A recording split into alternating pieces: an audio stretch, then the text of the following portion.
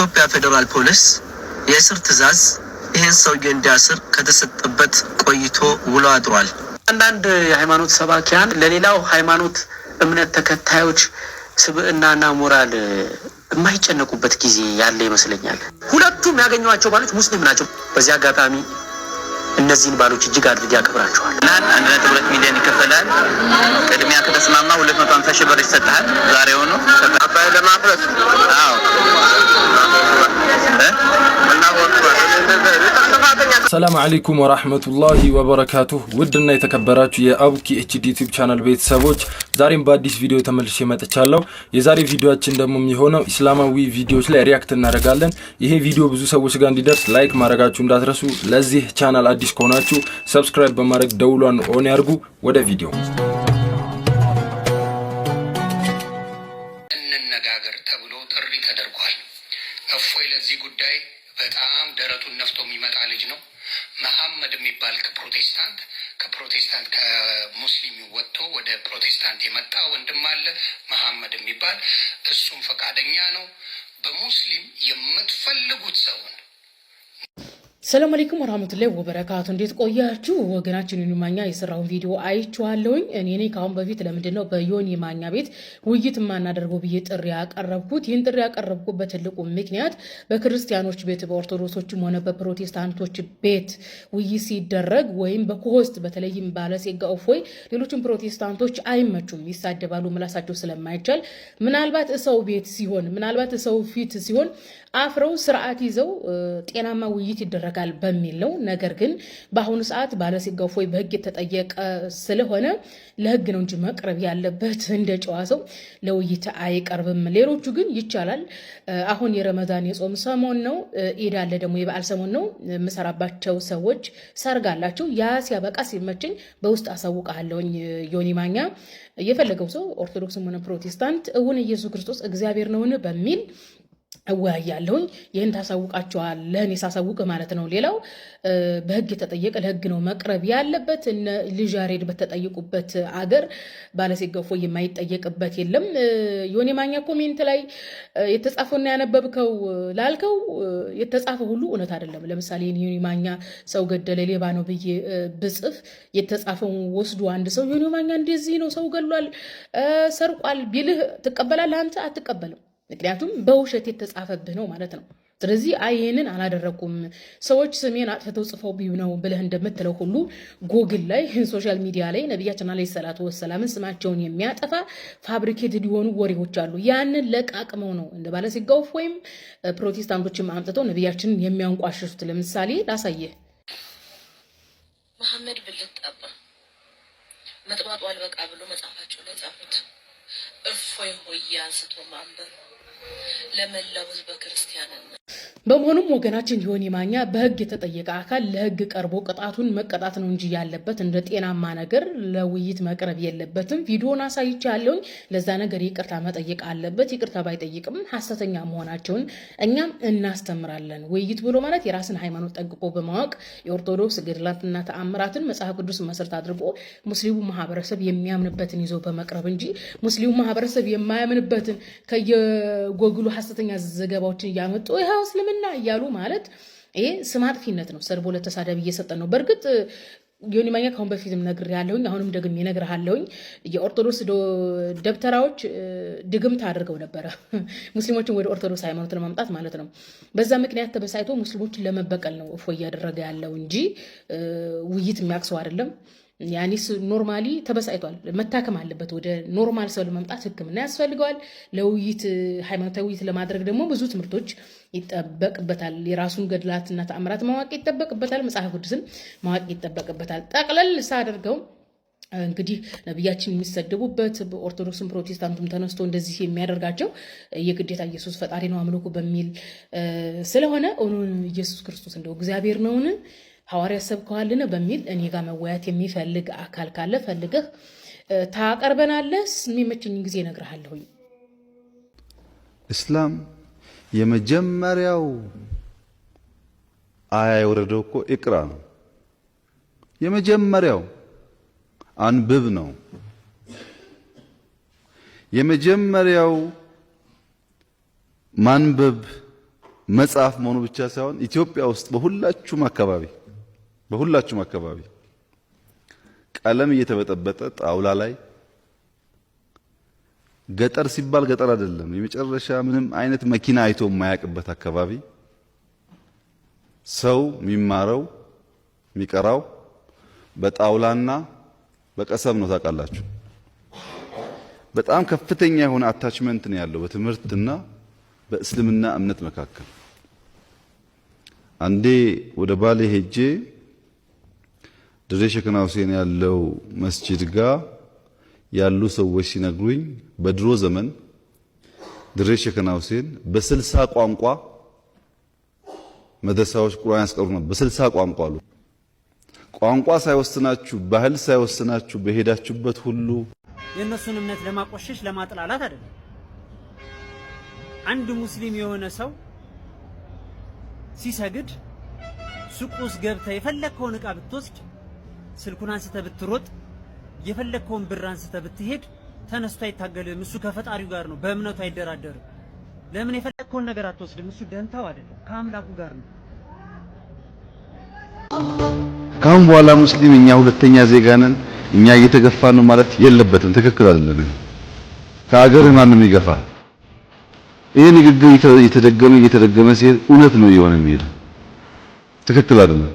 ሀገራችሁ ነው፣ የሚገባችሁ መጠየቅ መብታችሁ ነው። ከሌሎች ወንድሞቻችሁ ጋር በሰላም መኖር መብታችሁ። ሰላም አለይኩም ወራህመቱላሂ ወበረካቱ። እንዴት ቆያችሁ?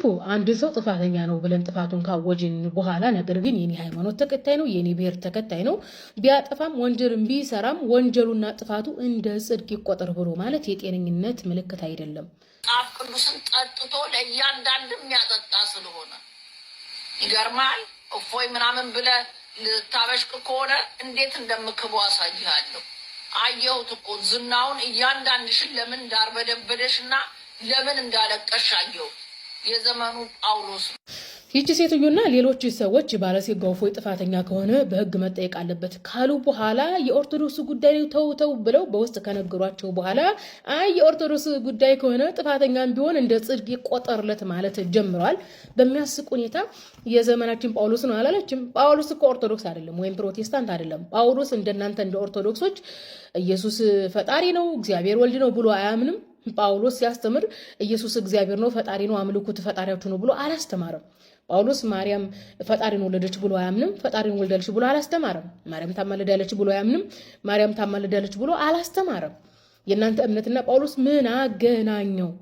ተግባብተናል። በመሆኑም ጳውሎስ አይሁዳዊ የአይሁድን አምላክ እንጂ አንድ አይሁዳዊ የሃይማኖት ሰባኪን የሚያመልክ ሰው አይደለም።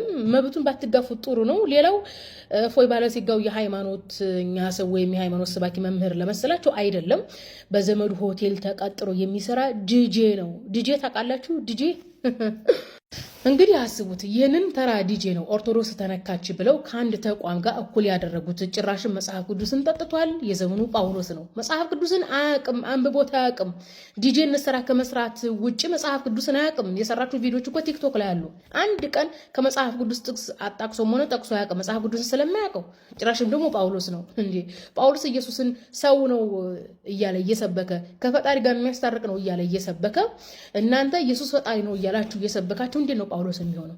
አንድን ተራ ዲጄ ከጳውሎስ ጋር እኩል ማድረግ መጽሐፍ ቅዱስን ያውቃል ብሎ ማለት ከሃይማኖት ተቋም ጋር እኩል ማድረግ ይሄ የጤነኝነት ምልክት አይደለም።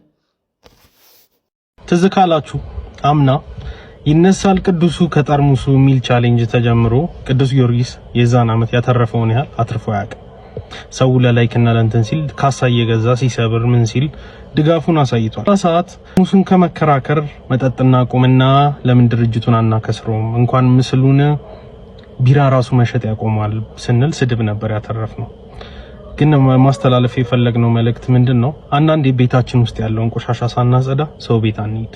እኛ ጋር በስነ አድኖችን ላይ ምናምን የሚቀልድ አካውንት እንኳን ማዘጋት አቅቶን ትልልቅ ነቢያቶችን ባንናገር ጥሩ ነው። የግለሰብ ጸብ ካላችሁ የግለሰብ ጸብ አላችሁ፣ ጨርሱ እዛው። የደሃ ልጅ አታስጨርሱ።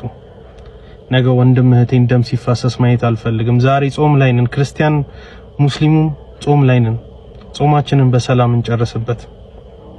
የኑሮ ሸክማችን ይበቃል። አዲስ አጀንዳ አትስጡ። አታሰልቹም። ህይወት ለራሱ መሯል። እንኳን ጨው በስቶበት ወጡ ራሱ መሯል፣ ጎርንቷል። ስለዚህ አስቡበት፣ ወደ ራሳችሁ ተመለሱ። ክርስቲያን ነኝ የሌላውን ሃይማኖት አንቋሽሼ ግን የራሴን ከፍ አላረግም። እኔ ከእስልምና ወደ ጌታ ኢየሱስ ክርስቶስ የመጣሁበትን አንድ ሁለት ምክንያት ነግራቸዋለሁ። እሱም ቅዱስ ቁርአን ላይ ኢስላም ጀነት ይገባል የሚል ቦታ ስለሌለ قد أفلح المؤمنون أملكتنا الله سبحانه وتعالى بسرة المؤمنون أنقص عند لا من بروال مؤمنان في اللاغوتاچون كله برغت አገኙ ዳኑ የዩኤስአይዲ ጴንጤዎች የሰሞኑን አጀንዳ እንደ ጥሩ ጎን በመጠቀም ሙስሊሞችን ለማብሸቅ እንደ አዲስ ቪዲዮ እየሰሩ ነው። እንደሰማችሁት የፕሮቴስታንት ጉድፈቻ የስንዴና ዱቄት ልጃቸው ቁርአን ላይ ሙስሊሞች ገነት ይገባሉ የሚል የለም ብሎ በአደባባይ ዋሽቷል። በአደባባይ እናጋለጠዋለን። አምላካችን አላህ Subhanahu Wa Ta'ala በሱረቱል ሙእሚኑን አንቀጽ 1 ላይ ቀድ አፍለሐል ሙእሚኑን ሙእሚኖች አማኞች ዳኑ ይላል።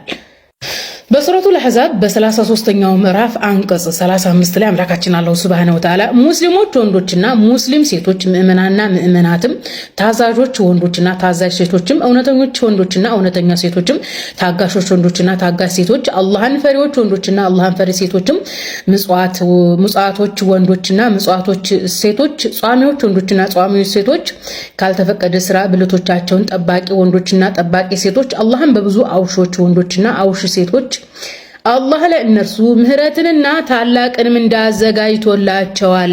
ቡም የዩኤስአይዲ ጴንጤ ቁርአን ላይ ሙስሊሞች አይድኑም ገነት አይገቡም ይላል ብለህ ለቀጠፍከው አምላካችን አላህ Subhanahu Wa Ta'ala በግልጽ አማርኛ ሙስሊም ሴቶችና ሙስሊም ወንዶች አማኙ ሴቶችና አማኝ ሴቶች አምላካችን አላህ Subhanahu Wa Ta'ala ምንዳን ገነትን እንዳዘጋጀልን ግልጽ አድርጎ ይነግረናል። እንደዚሁም አምላካችን አላህ Subhanahu Wa Ta'ala በተከበረ ቃሉ ቁርአን ላይ በሱረቱል ሐጅ 77ኛው ምዕራፍ አንቀጽ 2 ላይ እናንተ ያመናችሁ ሰዎች ሆይ በስግደታችሁ አጎንብሱ፣ በግንባራችሁም ተደፉ፣ ጌታችሁንም ተገዙ፣ በጎንም ነገር ስሩ ልትድኑ ትከጅላላችሁና ይላል። መልካም መስራት ገነትን ያስገባል። የእስልምና ሃይማኖት የድህነት አስተምሮ የድህነት ነገረ ድህነት አላህን ማመን መልካም ስራን መስራት ነው እንጂ እንደም ማቅረብ አይደለም።